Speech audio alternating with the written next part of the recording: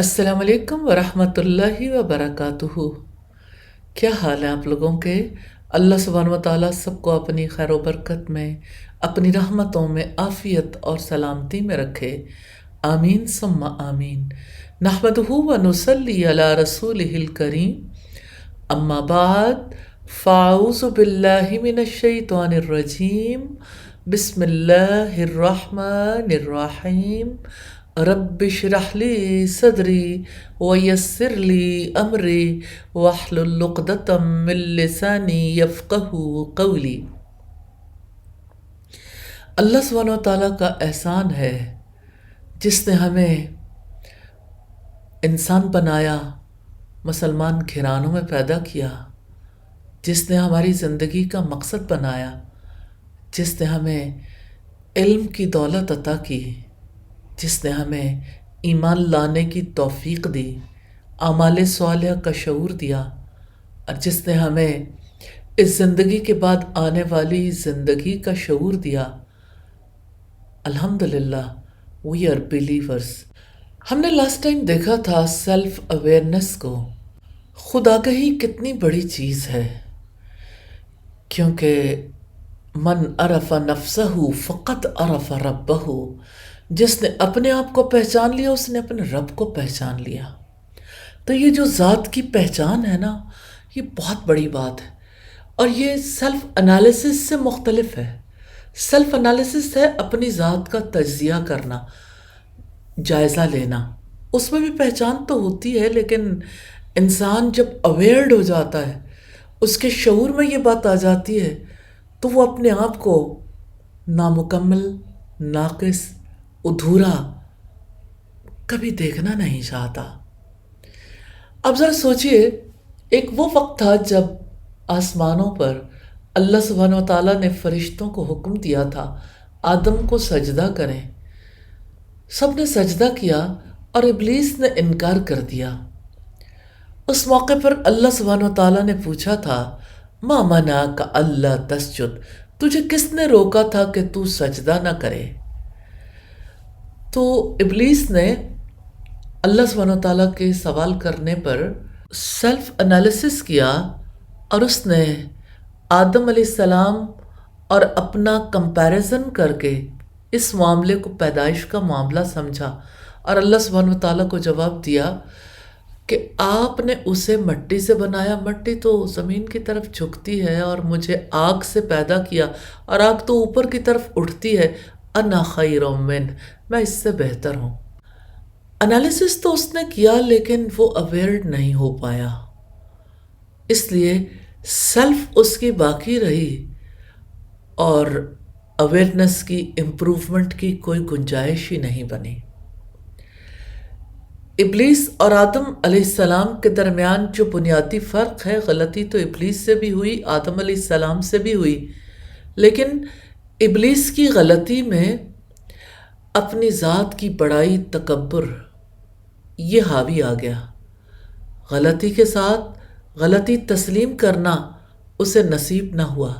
आदम अलैहिस्सलाम ने भी गलती की जब अल्लाह सुब्हानहू व तआला ने हुक्म दिया इस दरख्त के करीब ना जाओ। फिर जब इब्लीस ने बहकाया और उन्हें ये कहा कि अगर इसका फल खा लोगे तो हमेशा की ज़िंदगी और लाजवाल बादशाहत मिल जाएगी। बस फिर क्या था, आदम अलैहिस्सलाम और हज़रत हव्वा ने उस दरख्त का फल खा लिया, लेकिन जब उनसे लिबास उतर गए, जन्नती लिबास, तो दोनों को महसूस हो गया, वो अवेयर्ड हो गए। उन्होंने जान लिया हमसे ख़ता हो गई, गलती हो गई। फिर उन्होंने कहा, रब्बना ज़लमना अनफुसना, ए हमारे रब, हमने अपनी जानों पर जुल्म किया है। फ़इल्लम तग़फ़िर लना व तरहमना लनकूनन्ना मिनल ख़ासिरीन, अगर आपने हम पर रहम न किया, हमें माफ़ न किया, तो हम खसारा उठाने वालों में से हो जाएंगे। यूँ आदम अलैहिस्सलाम अवेयरनेस की वजह से तौबा तक पहुँच गए, और तौबा की वजह से इस्लाह की गुंजाइश बन गई, और इब्लीस रॉन्ग एनालिसिस की वजह से अपनी ज़ात की बड़ाई में मुब्तला हो गया और इस्लाह की गुंजाइश न रह गई। آدم اور ابلیس میں یہی فرق ہے، اور دنیا کے انسانوں میں بھی بنیادی طور پر یہی فرق آتا ہے۔ جو ابلیس کے راستے پہ چلتے ہیں وہ اپنی غلطی کا اعتراف نہیں کرتے، ایگوسٹک ہو جاتے ہیں، ہمیشہ اپنے آپ کو ہی حق پر سمجھتے ہیں، اور اس کی وجہ سے تکبر میں مبتلا ہو جاتے ہیں۔ اور اس کے مقابلے میں جو آدم علیہ السلام کی طرح غلطی کا شکار بھی ہو جاتا ہے لیکن اللہ سبحانہ و تعالیٰ سے توبہ کرتا ہے تو اصلاح کی گنجائش پیدا ہو جاتی ہے۔ تو یہ سیلف اویئرنیس سے سیلف امپروومنٹ تک کا جو سفر ہے، اس میں ہمیں یہ دیکھنے کی ضرورت ہے کہ ہماری سیلف، اور ظاہر ہے کہ کسی اور مخلوق کی سیلف میں فرق ہے، کیونکہ اللہ سبحانہ و تعالیٰ نے ہمیں جسم دیا، عقل عطا کی، اور ہمارے اندر اپنی روح ہونگی۔ تو یوں ہم دیکھتے ہیں کہ ہمارا وجود دوسری مخلوقات کے مقابلے میں مختلف ہے، کیونکہ کچھ مخلوقات جسم رکھتی ہیں لیکن عقل نہیں رکھتی، اور جہاں تک روح کا تعلق ہے تو یہ انسانوں کی اضافی خوبی ہے۔ تو اللہ سبحانہ تعالیٰ ہم سے چاہتے ہیں کہ جسم، روح اور عقل میں توازن پیدا کریں۔ یہی دراصل سیلف امپروومنٹ ہے کہ اس بیلنس میں کہیں نہ کہیں خرابی آتی ہے، اور اللہ سبحانہ تعالیٰ نے اس مقصد کے لیے انبیاء بھیجے، کتابیں بھیجیں، تاکہ انسان فطرت کے مطابق بھرپور زندگی، کمال والی زندگی گزار کے آئے۔ ابلیس اس راستے کی سب سے بڑی رکاوٹ ہے، وہ انسان کو کبھی فکری اضطراب میں مبتلا کر دیتا ہے، کہیں اس کی روح کو گھائل کر لیتا ہے، کہیں جسم کی نیڈ سے زیادہ ڈیزائرز کو اس کے سامنے مزین کر کے پیش کرتا ہے، اور اسے لگتا ہے کہ بس یہی ڈیزائرز پوری کرنا میری اصل حیات ہے۔ تو اللہ سبحانہ و تعالیٰ نے انبیاء کو اس لیے بھیجا کہ وہ انسانوں کو متوازن زندگی گزارنی سکھائیں، ان کی امپروومنٹ کے لیے، ان کی اصلاح کے لیے، ان کی ترقی ذات کے لیے ان کو اویئرنیس دیں، انہیں طریقے سکھائیں اور انہیں کمال کے راستے پر چلائیں۔ تو یہ تھی بنیادی بات جسے مجھے آپ کے سامنے رکھنا تھا۔ اور دوسری بات یہ ہے کہ ہماری ذات کی کچھ نیڈز ہیں، ضروریات ہیں، یہ بایولوجیکل بھی ہیں، انٹلیکچول نیڈز بھی ہیں اور اسپرچول بھی۔ ہماری ذات کی کچھ ڈیزائرز ہیں، یہ ڈیزائرز جو ہیں کچھ کا تعلق ہمارے جسم سے ہے، اور کچھ کا تعلق جو ہے وہ ہماری اب کہہ سکتے ہیں ہماری عقل سے ہے۔ لیکن عام طور پر اگر آپ دیکھیں تو نیڈز اور ڈیزائر میں بہت زیادہ فرق ہے۔ نیڈ ریئل ہے، اور ڈیزائر جو ہے یہ یعنی انسان کو ریئلائز کروانے کی وجہ سے ہے کہ یہی تو وہ چیز ہے جس سے آپ لطف اندوز ہونے کے لیے دنیا میں آئے ہو۔ تو آپ یہ دیکھیے کہ ہلاک کر دینے والی خواہشات، شہوات، ڈیزائرز جو ہیں، ان کی وجہ سے انسانوں کے لیے راہ راست سے پھسلنا آسان ہو جاتا ہے۔ جیسے نبی صلی اللہ علیہ وسلم نے فرمایا کہ جہنم کو خواہشات سے اور یعنی دل کو موہ لینے والی چیزوں سے ڈھانپ دیا گیا، تو یہی چیزیں تو جہنم کے راستے پر چلاتی ہیں۔ تو اگر انسان کے جسم، روح اور عقل کے درمیان توازن قائم ہے تو جان لیجیے کہ اس کی ذات کمال کی طرف جا رہی ہے، اور اگر عدم توازن ہے تو اس کی ذات زوال کی طرف جا رہی ہے۔ اصل میں جانا تو ہم نے کمال ہی کی طرف ہے، اور کمال کے راستے کی رکاوٹیں ہیں، اور پہلی رکاوٹ ڈیزائرز ہیں اور دوسری رکاوٹ ڈاؤٹس ہیں۔ اگر ہم یہ دیکھنا چاہیں کہ ڈیزائرز کیسے کسی کے کمال کے راستے کی رکاوٹ بنتی ہیں تو اس کی کلاسیکل اگزامپل سیدنا آدم علیہ السلام اور سیدہ حوا کا واقعہ ہے، جس کے بارے میں ہم نے ابتدا میں دیکھا، اور جس کے نتیجے میں ہم یہاں تک پہنچے تھے کہ غلطی تو آدم علیہ السلام سے بھی ہوئی اور غلطی ابلیس سے بھی ہوئی، لیکن آدم علیہ السلام نے اعتراف کر لیا، اور اس اعتراف کے نتیجے میں انہوں نے توبہ کر لی۔ تو یہ کبھی آپ نے سوچا کہ ابلیس نے جو یہ کہا تھا هل ادلک علی شجرۃ الخلد وملک لا یبلی، اے آدم کیا میں تمہیں دائمی زندگی کا درخت نہ بتاؤں اور ایسی بادشاہت جو پرانی نہ ہو؟ تو شجرۃ الخلد وملک لا یبلی، دائمی زندگی کا درخت اور ایسی بادشاہت جو پرانی نہ ہو، یہ تھی ڈیزائرز جو کمال کے راستے کی رکاوٹ بن گئیں۔ لازوال بادشاہت اور ہمیشہ کی زندگی۔ ایسے دیکھنے میں تو انسان کو لگتا ہے کہ لازوال بادشاہت کی خواہش میرے اندر تو نہیں ہے، لیکن یہ جو انسان کے اندر کی خواہش ہے، ہر چیز کو کنٹرول کر لینے کی خواہش، میں جو جی چاہے کر لوں، جو جی چاہے نہ کروں، مجھے کوئی پوچھنے والا نہ ہو، میں اور میری مرضی، میں اور میری زندگی، تو یہ جو اپنے من میں اپنی مرضی سے انسان جینا چاہتا ہے نا، یہی تو دراصل کمال کے راستے کی رکاوٹ ہے۔ اور ایسے دور میں جہاں ہم پیدا ہوئے، جہاں یہ کہا جاتا ہے من کی مان، تو یہی آئیڈیالوجی تو ہے، یہی ڈیزائرز ہیں نا جن کی طرف ہمیں دھکیلا جا رہا ہے، اور سرمایہ دار اس لیے ہم سب کو دھکیل رہا ہے کہ اس کا بزنس چلے۔ تو آپ دیکھیں آج جہان میں جو، یعنی ہم ایسی دنیا میں ہیں جہاں سیلفی کلچر ہے، سیلف لو ہے۔ میں یہ تو نہیں کہتی سیلف لو کلی طور پر کوئی خراب چیز ہے، لیکن ذات کی ایسی محبت جو ذات بابرکات اللہ سبحانہ و تعالیٰ سے ہی روک دے، ظاہر ہے وہ سیلف لو پازیٹیو تھوڑی ہے، یہ ڈیوائن لو کے راستے کی رکاوٹ بن جاتا ہے، یوں انسان کے کمال کے راستے کی رکاوٹ بن جاتا ہے۔ یہ سیلف لو ہے نا، خود پرستی کے مذہب کی بنیاد ہے۔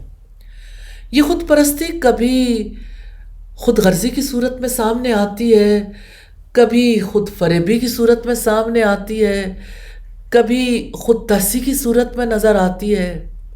آسمانوں پر رونما ہونے والے اس واقعے میں ہمیں سیلف لو نظر آتا ہے۔ آدم علیہ السلام میں سیلف لو تھا جو ان کے راستے میں حائل ہو گیا۔ سیلف لو اگر نہ ہو تو انسان جنت جانے کی تمنا بھی نہ کرے، انسان جہنم سے بچنے کی کوشش بھی نہ کرے۔ یہ تو وہ سیلف لو ہے جو ڈیوائن لو کے مقابلے میں ہے۔ تو اس سے پہلے اگر ابلیس کے آدم علیہ السلام کو سجدہ نہ کرنے کے واقعے کو دیکھیں تو وہاں ہمیں کیا نظر آتا ہے؟ Self love. انسانیت کی تاریخ کے آغاز ہی میں سیلف لو کے نتائج کی ڈیمانسٹریشن ہو گئی، لیکن اس کے بعد ہمیں دو مختلف طرح کے رویے نظر آتے ہیں۔ جب ابلیس سے غلطی ہوئی تو پتہ چلا کہ وہ تکبر میں مبتلا ہو گیا، اس نے یہ سمجھا کہ میں آدم سے بہتر ہوں۔ یہ سیلف لو کی ایک کلاسیکل اگزامپل ہے۔ اس کا معبود، اس کا الہ، اس کی سیلف تھی۔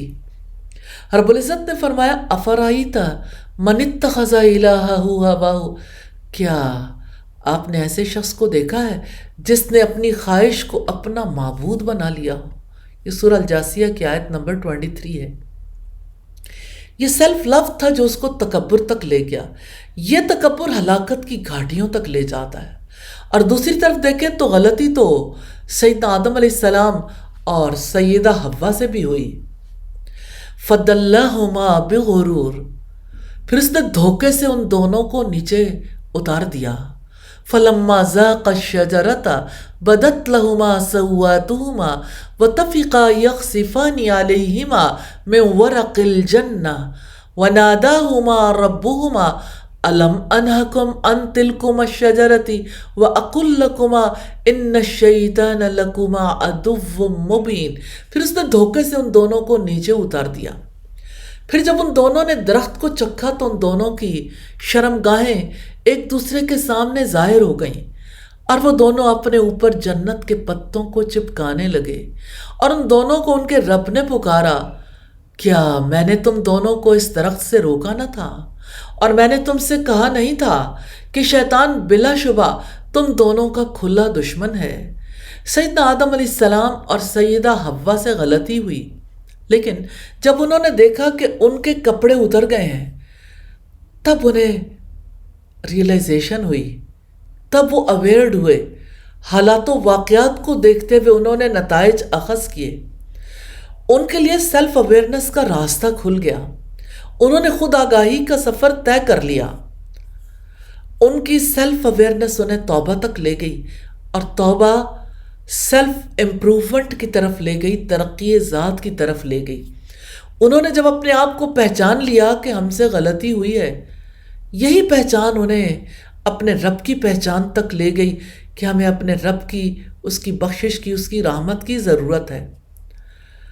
تو یاد رکھیے گا، جو اپنے نفس کو پہچان لیتا ہے کہ میں خطا کار ہوں، کمزور ہوں، بے بس ہوں، مجھے سہارا چاہیے، وہ ایک ایسی ہستی کی تلاش میں نکلتا ہے جو اس کا سہارا بنے، جو اس کو قوت دے، جو اس کو معاف کرے، جو اس پر رحم کرے۔ یوں وہ اپنے رب کو پہچان لیتا ہے۔ اس کے برعکس جو انسان یہ سمجھ لے کہ وہ بہت طاقتور ہے، افضل ہے، بہت باصلاحیت ہے، اسے کب کسی الہ کی ضرورت محسوس ہوگی؟ اس نے تو اپنی حیثیت ہی نہیں پہچانی، اس نے اپنے آپ کو نہیں پہچانا، وہ اپنے رب کو کیسے پہچانے؟ تو سیلف اویئرنس پہلا قدم ہے۔ اس کے بعد جو اپنے رب کو پہچانتا ہے وہ اپنے رب سے توبہ کرتا ہے، پھر اس کی اسپرچول ہیلنگ کا آغاز ہوتا ہے، پھر وہ اپنے رب کے دیے ہوئے لائف سٹائل کو قبول کرنے کے لیے تیار ہوتا ہے۔ تو اس لائف سٹائل، اس ربانی ہدایت سے اس کی سیلف امپروومنٹ شروع ہوتی ہے۔ تو سیلف امپروومنٹ سے پہلے سیلف اویئرنس، اور سیلف اویئرنس کے بعد اسپرچول ہیلنگ کا آغاز ہوتا ہے۔ جانتے ہیں آپ، جب کبھی کسی کی روح گھائل ہو جاتی ہے تو اس کے علاج کی ضرورت ہوتی ہے، اور آپ جانتے ہیں کہ روح کو گھائل کرنے کے لیے شیطان اپنا کام کرتا ہے۔ اس لیے اللہ سبحانہ وتعالیٰ اپنے پاک کلام میں یہ حکم دیتے ہیں، وَإِمَّا يَنزَغَنَّكَ مِنَ الشَّيْطَانِ نَزْغٌ فَاسْتَعِذْ بِاللَّهِ۔ اگر شیطان کی جانب سے تمہیں کوئی اکساہٹ محسوس ہو تو اللہ سبحانہ وتعالیٰ کی پناہ مانگ لو۔ انسان کو کب یہ پناہ نہیں چاہیے، اور کب شیطان انسان سے غافل ہوتا ہے؟ دشمن ہے، وار کر کے ہی رہتا ہے، تو اس کے وار سے بچنے کے لیے اللہ کی پناہ میں آنا ضروری ہے۔ دوسری بات یہ کہ اللہ سبحانہ وتعالیٰ سے نیکی کی توفیق طلب کرنا ضروری ہے۔ لا حول ولا قوت الا باللہ۔ ہر دل کو اس کا یقین ہونا بہت ضروری ہے کہ برائی سے بچنے اور نیکی کرنے کی کوئی قوت انسان کے پاس نہیں ہے سوائے اللہ تعالیٰ کے ڈیسیجن کے۔ اللہ سبحانہ وتعالیٰ جس کو چاہتے ہیں برائی سے بچنے کی قوت دیتے ہیں، اور نیکیاں کرنے کی توفیق بھی۔ پھر اللہ سبحانہ وتعالیٰ سے حالات میں آسانی کی دعا کرنے کی ضرورت ہے۔ اور اگر اوورال دیکھیں تو اسپرچول ہیلنگ اللہ سبحانہ وتعالیٰ کے ذکر سے، دعا سے، تلاوت سے، نوافل سے، صدقہ کرنے سے ہوتی ہے۔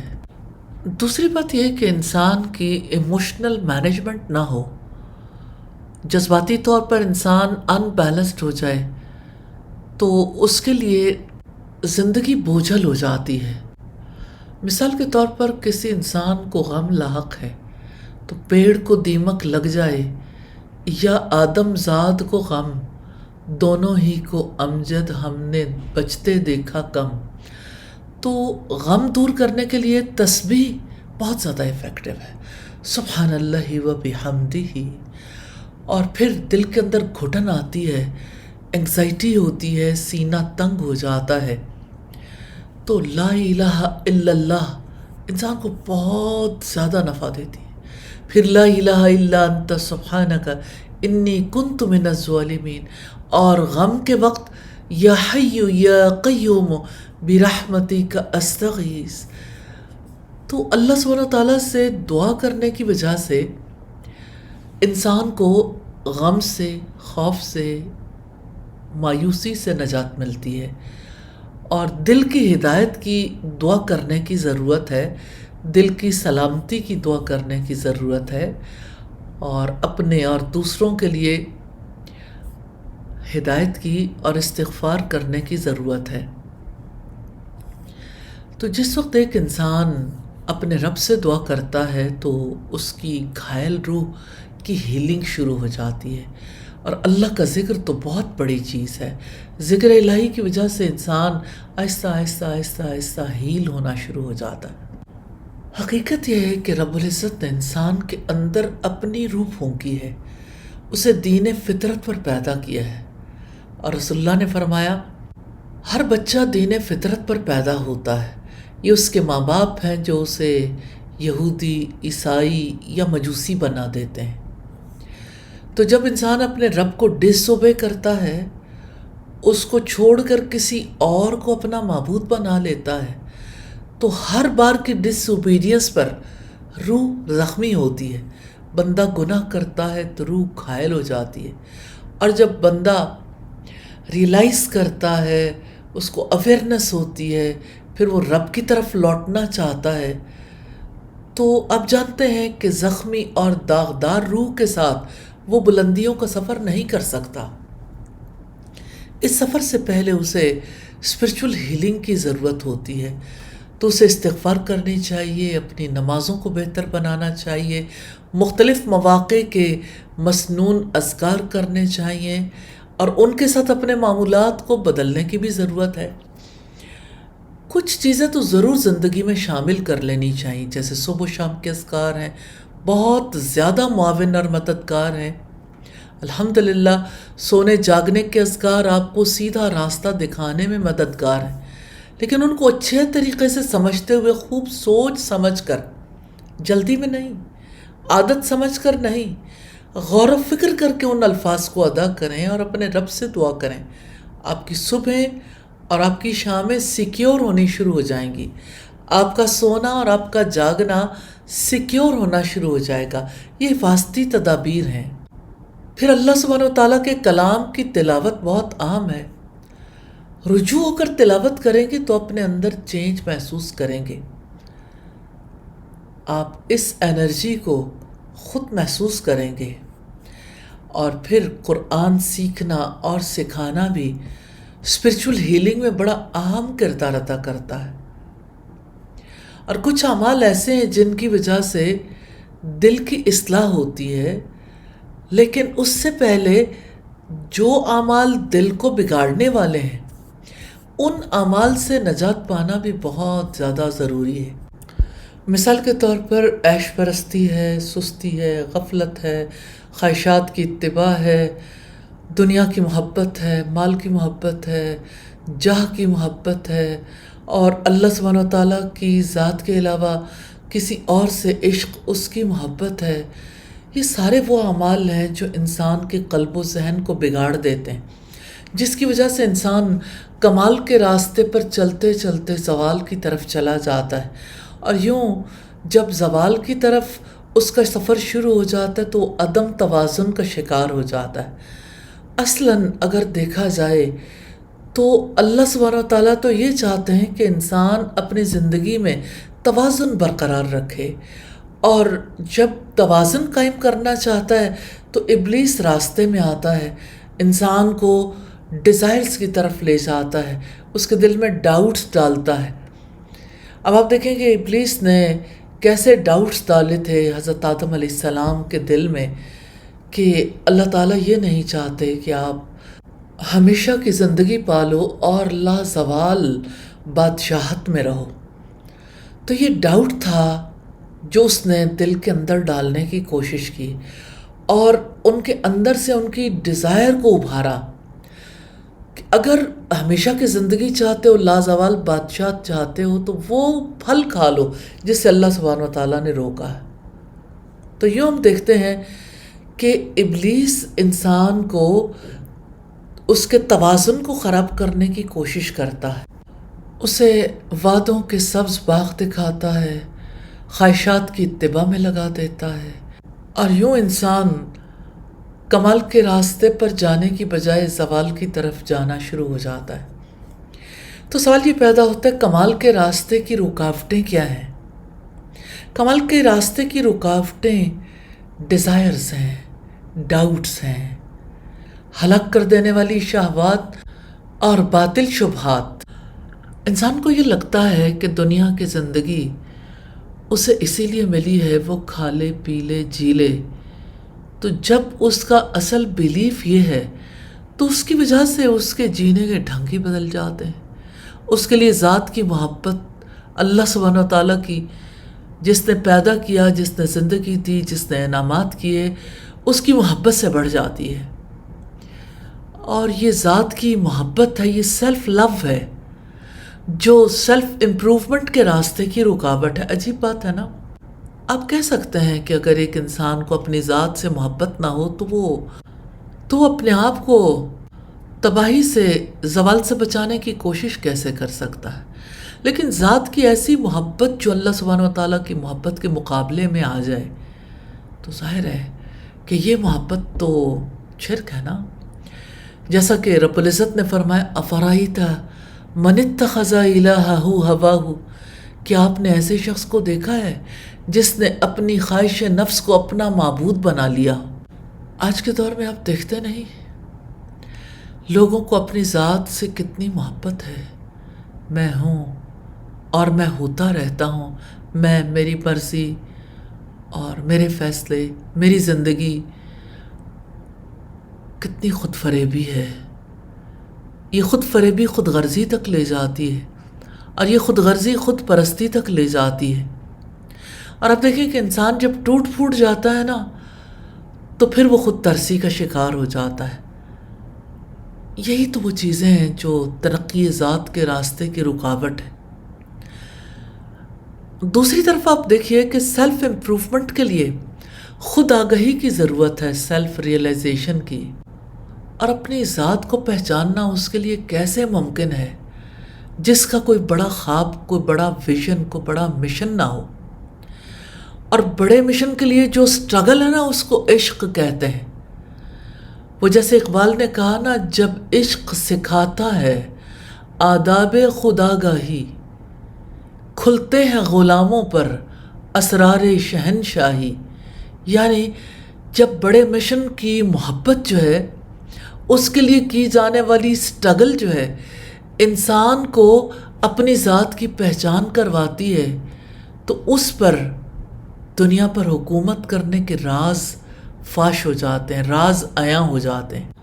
جب انسان ذات کی پہچان کے عمل کا آغاز کرتا ہے تب اسے ریئلائزیشن ہوتی ہے کہ اللہ سبحانہ و تعالیٰ نے مجھے بے مقصد پیدا نہیں کیا، مجھے بے مقصد اس جہان میں نہیں چھوڑا۔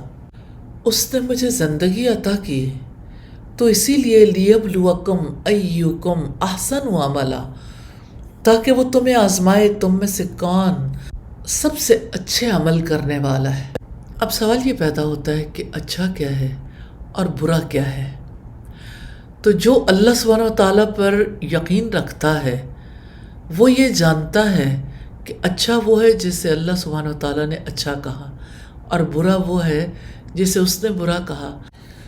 تو جو شخص چاہتا ہو کہ اپنی ذات کی ترقی کے لیے کام کرے، اس کو جان لینا چاہیے پہلا سٹیپ ڈیوائن کنیکشن ہے، اپنے رب سے تعلق قائم کرنا، اللہ تعالیٰ کی محبت، اللہ سبحانہ و تعالیٰ کے سامنے سرنڈر کرنا، اس کی رضا کو اپنے لیے سپریم ویلیو سمجھنا، اس کو راضی کرنے کی فکر کرنا، اس کو اپنا خالق، مالک، رازق، ہادی اور وارث سمجھنا، اور خود کو اس کی مخلوق، اس کا مملوک، اور خود کو اس کا مرزوق سمجھنا۔ بہت ہی خوبصورت تلقین، بہت ہی پیاری وصیت جو اللہ کے رسول صلی اللہ علیہ وسلم نے سیدنا عبداللہ ابن عباس کو کی۔ احفظ اللہ یحفظ کا، آپ اللہ تعالیٰ کے احکامات کی حفاظت کرو، اللہ تعالیٰ آپ کی حفاظت کرے گا۔ احفظ اللہ تجدہ تجاہک، آپ اللہ تعالیٰ کے احکامات کی حفاظت کرو، اسے اپنے سامنے موجود پاؤ گے۔ نبی صلی اللہ علیہ وسلم نے سیلف امپروومنٹ کے لیے ننھے عبداللہ ابن عباس کو کیا سکھایا کہ اے بچے، میں تجھے چند کلمات سکھاتا ہوں. تو وہ چند کلمات میں سے پہلی بات یہ تھی کہ آپ اللہ تعالیٰ کے احکامات کی حفاظت کرو، وہ آپ کی حفاظت کرے گا. آپ اللہ تعالیٰ کے احکامات کی حفاظت کرو، آپ اس کو اپنے سامنے موجود پاؤ گے. اور یاد رکھو، ساری دنیا مل کر بھی آپ کو نفع پہنچانا چاہے، نہیں پہنچا سکتی جب تک کہ اللہ تعالیٰ نہ چاہے. اور اگر سب لوگ مل کر آپ کو نقصان پہنچانا چاہیں، نہیں پہنچا سکتے جب تک کہ اللہ تعالیٰ نہ چاہے. قلم اٹھا لیے گئے اور صحیفے خشک ہو گئے. اور اب صلی اللہ علیہ وسلم نے فرمایا کہ جب آپ مدد مانگو تو اللہ سبحانہ و تعالیٰ سے مدد مانگو. تو یہ سیلف امپروومنٹ کے لیے بڑے اہم نکات ہیں. ابتدا یہیں سے ہوتی ہے کہ انسان اپنے آپ کو سپر پاور سے کنیکٹ کر لے. اگر کسی کا ڈیوائن کنیکشن قائم نہیں ہوتا، اللہ سبحانہ و تعالیٰ سے تعلق قائم نہیں ہوتا، تو اس کے باقی تعلقات بھی درست بنیادوں پر استوار نہیں ہوتے. مثال کے طور پر والدین سے تعلق ہے، بہن بھائیوں سے تعلق ہے، پھر ازواج کا آپس میں تعلق ہے، انسان کا اپنی اولاد سے تعلق ہے، اور اسی طرح سے تمام رشتہ داروں کے ساتھ، ہمسایوں کے ساتھ، دوست احباب کے ساتھ، جہاں پہ کوئی کام کرتا ہے ان لوگوں کے ساتھ تعلقات ہیں. تو جب تک انسان کے کور بیلیف ٹھیک نہیں ہوتے، اس وقت تک ایک انسان ریلیشن شپ مینجمنٹ بھی نہیں کر سکتا. وہ انسانوں کے ساتھ اپنے تعلقات مضبوط کرنے کے لیے کوئی گراؤنڈ نہیں پاتا. اور پھر اب دیکھیے، جیسے انٹرپرسنل ریلیشن شپ میں ایک انسان کو معاملہ کرتے ہوئے دھیان رکھنا پڑتا ہے اپنی کمیونیکیشن کا، اپنے اخلاق کا. کہیں بھی انسان کمال تک نہیں پہنچ پاتا جب تک کہ وہ اس کے لیے دلیل نہ پالے. دلیل کی روشنی سے وہ اپنا راستہ روشن دیکھتا ہے اور اس کے لیے یہ تمام معاملات انجام دینے آسان ہو جاتے ہیں.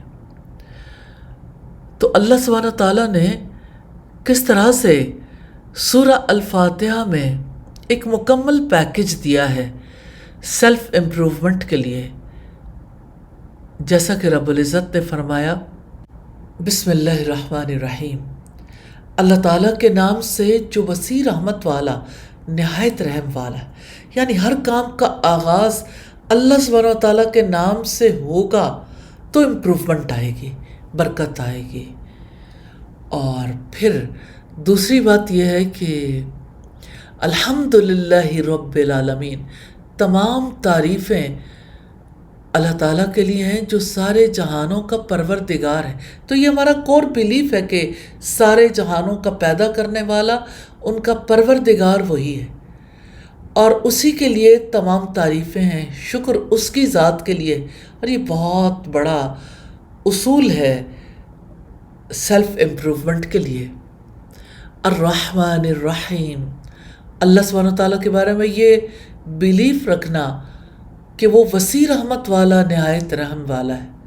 اور پھر مالک یوم الدین، وہ جزا کے دن کا مالک ہے. یعنی دنیا میں ہم آزاد پیدا نہیں کیے گئے. We are responsible and we are accountable. ہم ذمہ دار بھی ہیں اور ہم جواب دہ بھی ہیں. تو جواب دہی کا یہ احساس ہی تو ہے جس کی وجہ سے امپروومنٹ کا آغاز ہوتا ہے، جس کی وجہ سے انسان کو اپنے اعمال کی فکر لاحق ہو جاتی ہے. اور نبی صلی اللہ علیہ وسلم نے فرمایا، کلکم رائن وکلکم مسئول عن رعیتہ، تم میں سے ہر ایک رائی ہے اور ہر ایک سے اس کی رعایا کے بارے میں سوال کیا جائے گا. تو یہ اکاؤنٹیبلٹی ہے، انسان ذمہ دار بنایا گیا. اس ذمہ داری کو جب وہ پورا کرتا ہے تو ہر آنے والے دن میں اس کے اندر امپروومنٹ آ سکتی ہے اور آتی رہتی ہے الحمدللہ. پھر اب دیکھیے کہ سورہ الفاتحہ کے حوالے سے ہی ایاک نعبد و ایاک نستعین، یہ کیسی سیلف امپروومنٹ ہے؟ صرف آپ کی ہم عبادت کرتے ہیں اور آپ ہی سے ہم مدد چاہتے ہیں، تو یہ امپروومنٹ عبادت اور استعانت سے آئے گی۔ استعانت کس چیز کے لیے؟ اہدنا الصراط المستقیم، اللہ سبحانہ و تعالیٰ سے یہ دعائیں کر کے کہ وہ ہمیں صراط مستقیم پر چلا دے، اس کی ہدایت دے دے، سیدھے راستے پر چلنے کی توفیق عطا فرما دے۔ صراط الذین انعمت علیہم، ان لوگوں کے راستے پر جن پر تو نے اپنا انعام فرمایا۔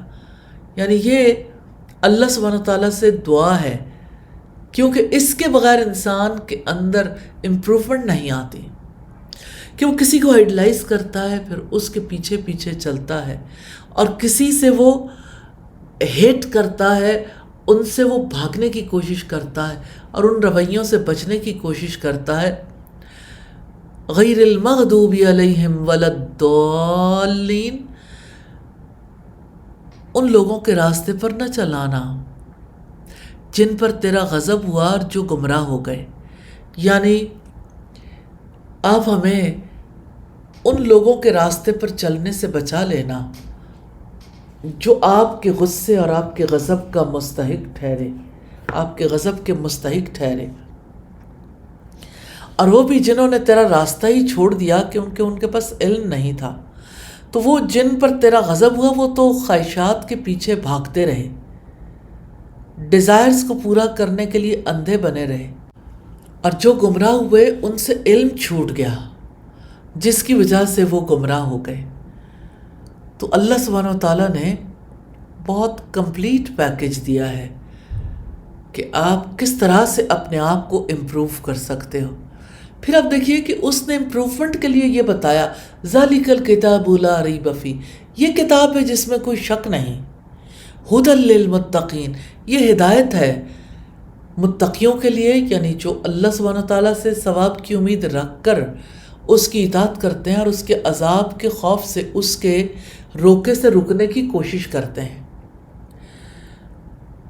تو یہ کتاب جس میں کوئی شک نہیں ہے، جس میں کوئی ڈاؤٹ نہیں ہے، جو زندگی کے سارے سوالوں کا جواب ہے، اور جس کتاب کی وجہ سے ہمیں سیدھا راستہ پتہ چلتا ہے، اللہ تعالیٰ کو خوش کرنے کا راستہ، تو اس کتاب سے وہی فائدہ اٹھا سکتے ہیں جو اللہ تعالیٰ سے ثواب کی امید رکھ کر اس کی اطاعت کے کام کریں اور اس کے عذاب کے خوف سے اس کے روکے سے رک جائیں۔ ان کی کچھ خصوصیات ہیں اور یہ سیلف امپروومنٹ کے لیے نہایت ضروری ہے۔ الذین یؤمنون بالغیب، وہ لوگ جو غیب پر ایمان رکھتے ہیں، یعنی ان سین ورلڈ پر بیلیو رکھتے ہیں، جو اللہ سبحانہ تعالیٰ نے کہا سچ ہے، تصدیق کرتے ہیں۔ وَيُقِيمُونَ الصَّلَاةَ، اور وہ نماز قائم کرتے ہیں۔ دوسری اہم بات کہ وہ نمازوں کی فکر کرتے ہیں اور نماز قائم کرتے ہیں۔ وَمِمَّا رَزَقْنَاهُمْ يُنْفِقُونَ، اور اس میں سے جو ہم نے انہیں رزق دیا وہ خرچ کرتے ہیں، یعنی یوں نہیں کہ مال پر محض اپنا حق سمجھتے ہوں، اس مال پر دوسروں کے اور دین کے حق کو تسلیم کرتے ہیں۔ اور والذین یؤمنون بما انزل الیک وما انزل من قبلک وبالآخرۃ ھم یوقنون، اور وہ لوگ جو اس پر ایمان لاتے ہیں جو آپ پر نازل کیا گیا اور جو آپ سے پہلے نازل کیا گیا، یعنی ان کے بلیف میں یہ بات شامل ہے، اور وہ آخرت پر یقین رکھتے ہیں، یعنی اس جہان میں ہمیشہ نہیں رہنا، چلے جانا ہے، اور وہاں حساب کتاب ہوگا، جزا سزا ملے گی۔ اولئک علی ھدی من ربہم واولئک ھم المفلحون، یہی لوگ اپنے رب کی طرف سے ہدایت پر ہیں اور یہی لوگ فلاح پانے والے ہیں، یعنی کامیاب ہونے والے۔ یہ کامیاب لوگوں کے زندگی کے اصول، ضابطے اور زندگی کے معاملات ہیں۔ تو کامیاب لوگ ہمیشہ اسی طرح کی زندگی بسر کرتے رہے۔ اور پھر آپ دیکھیے کہ رب العزت نے سورہ الحج میں ایک پیکیج دیا ہے بالکل اختتام پر، کہ کس طرح سے آپ اپنے آپ کو امپروو کر سکتے ہو۔ یا ایھا الذین آمنوا ارکعوا واسجدوا واعبدوا ربکم وافعلوا الخیر لعلکم تفلحون، اے ایمان والو رکوع کرو، سجدہ کرو اور اپنے رب کی عبادت کرو اور بھلائی کے کام کرو تاکہ تم کامیاب ہو جاؤ۔ تو کامیابی کا راستہ ہی تو دراصل امپروومنٹ کا راستہ ہے۔ آپ دیکھیے کہ رکوع، سجدے، رب کی عبادت اور بھلائی کے کام، یہ 4 چیزیں۔ پھر فرمایا وَجَاهِدُوا فِي اللَّهِ حَقَّ جِهَادِهِ، اور اللہ سبحانہ وتعالیٰ کی راہ میں جہاد کرو جیسا کہ اس کے راستے میں جہاد کرنے کا حق ہے، یعنی اس معاملے میں کہیں بھی کمی نہ کرنا۔ هُوَ اجْتَبَاكُمْ، اس نے تمہیں چنا ہے، وَمَا جَعَلَ عَلَيْكُمْ فِي الدِّينِ مِنْ حَرَجٍ، اور تمہارے لیے دین میں کوئی تنگی نہیں رکھی۔ یعنی 2 وجوہات کی بنا پر اللہ سبحانہ وتعالیٰ آپ سے یہ مطالبہ کرتے ہیں کہ آپ جہاد کرنے کا حق ادا کر دو۔ ملت ابیکم ابراہیم، تمہارے باپ ابراہیم کی ملت ہے۔ هُوَ سَمَّاكُمُ الْمُسْلِمِينَ، اس نے تمہارا نام مسلم رکھا ہے، یعنی اللہ کا فرما بردار۔ من قبل وفی ھذا، اس سے پہلے بھی اور اس دین میں بھی۔ لیکون الرسول شہیدا علیکم، تاکہ رسول آپ پر گواہ ہو۔ وتکونوا شہداء علی الناس، اور تم سب لوگوں پر گواہ ہو جاؤ۔ فاقیموا الصلاة وآتوا الزکاة واعتصموا باللہ، لہٰذا نماز قائم کرو، زکوٰۃ ادا کرو اور اللہ کی رسی کو مضبوطی سے پکڑ لو۔ ہوا مولاکم، وہ تمہارا مولا ہے۔ فنعم المولا ونعم النصیر، کیا ہی اچھا ہے مولا اور کیا ہی اچھا ہے مددگار۔ تو اللہ سبحانہ وتعالیٰ نے یہ واضح کیا ہے کہ آپ کے اندر جو تبدیلی آئے گی وہ کس طرح سے آئے گی، نماز قائم کرنے سے، زکوٰۃ کی ادائیگی سے اور اعتصام بحبل اللہ سے۔ اللہ سبحانہ وتعالیٰ ہمیں اس کی سمجھ نصیب فرمائے۔ اسی طرح سے ہم دیکھتے ہیں اللہ سبحانہ وتعالیٰ نے ایک ایسے انسان کی اگزامپل دی ہے جنہوں نے اللہ تعالیٰ کی خاطر 30 بڑی بڑی آزمائشوں کا مقابلہ کیا۔ بالآخر اللہ سبحانہ تعالیٰ نے ان پر رحم فرمایا، ان کے بارے میں فرمایا جنہوں نے اپنی سیلف امپروومنٹ کے لیے آخری حد تک جا کے کام کیا۔ ان ابراہیم کان امۃ قانتا للہ حنیفا، بے شک ابراہیم اپنی ذات میں ایک امت تھا، اللہ تعالیٰ کا فرما بردار اور یونی ڈائریکشنل، یکسو تھا۔ ولم یک من المشرکین، اور وہ مشرکوں میں سے نہ تھا۔ یعنی ابراہیم علیہ السلام اللہ سبحانہ تعالیٰ کی دل کی رغبت کے ساتھ اطاعت کرتے تھے اور وہ یونی ڈائریکشنل تھے، یکسو تھے۔ یہ ہے سیلف امپروومنٹ کے ٹولز جن کو کام میں لانا ہے۔ وَلَمْ يَكُ مِنَ الْمُشْرِكِينَ، اور وہ مشرکوں میں سے نہیں تھے۔ شَاكِرًا لِأَنْعُمِهِ، اللہ تعالیٰ کی نعمتوں کا شکر ادا کرنے والے تھے۔ تو یہ شکر گزاری بہت بڑی چیز ہے۔ اجتباہ وہداہ الی صراط مستقیم، اس نے چن لیا اسے اور اسے سیدھے راستے کی طرف ہدایت دی۔ وآتیناہ فی الدنیا حسنہ وانہ فی الآخرۃ لمن الصالحین، اور ہم نے اسے دنیا میں بھی بھلائی عطا کی اور بے شک آخرت میں وہ نیکوکاروں میں سے ہوگا۔ ثم اوحینا الیک ان اتبع ملت ابراہیم حنیفا، پھر ہم نے آپ کی طرف وحی کی کہ ملت ابراہیمی کی پیروی کرو، وہ یکسو تھے۔ وما کان من المشرکین، اور وہ مشرکوں میں سے نہیں تھے۔ تو ابراہیم علیہ السلام کی ذات کو اللہ سبحانہ تعالیٰ نے مثال کے طور پر پیش کیا ہے، جنہوں نے ترقی ذات میں بہت بڑی مثال قائم کی ہے، سیلف امپروومنٹ میں۔ اور رب العزت نے پھر فرمایا اختتام پر وَاصْبِرْ وَمَا صَبْرُكَ إِلَّا بِاللَّهِ، اور صبر کرو کہ آپ کا صبر اللہ سبحانہ وتعالیٰ کے سوا نہیں ہو سکتا، اس کی مدد کے بغیر نہیں ہو سکتا۔ وَلَا تَحْزَنْ عَلَيْهِمْ، اور ان پر غم نہ کھاؤ۔ وَلَا تَكُ فِي ضَيْقٍ مِّمَّا يَمْكُرُونَ، اور جو لوگ آپ کے ساتھ تدبیریں اختیار کرتے ہیں اس سے تمہارے سینے میں تنگی نہ آئے۔ ان اللہ مع الذین اتقوا والذین هم محسنون، بے شک اللہ تعالیٰ ان لوگوں کے ساتھ ہے جنہوں نے تقوی اختیار کیا اور وہ لوگ جنہوں نے احسان کیا، یعنی اخلاص والوں کا ساتھ دیتا ہے اللہ سبحانہ و تعالیٰ۔ تو اس سے ہمیں پتہ چلتا ہے کہ کیا بنیادی طریقہ کار ہے، کیسے انسان سیلف امپروومنٹ کے راستے پہ چل سکتا ہے۔ سیلف امپروومنٹ کا موضوع بہت وسعت والا ہے، انشاءاللہ اس پر اگلے سیشن میں بھی بات جاری رہے گی۔ اس وقت تک کے لیے اجازت دیجیے۔ سبحانک اللہم و بحمدک، نشہد ان لا الہ الا انت، نستغفرک و نتوب الیک۔ السلام علیکم ورحمۃ اللہ وبرکاتہ۔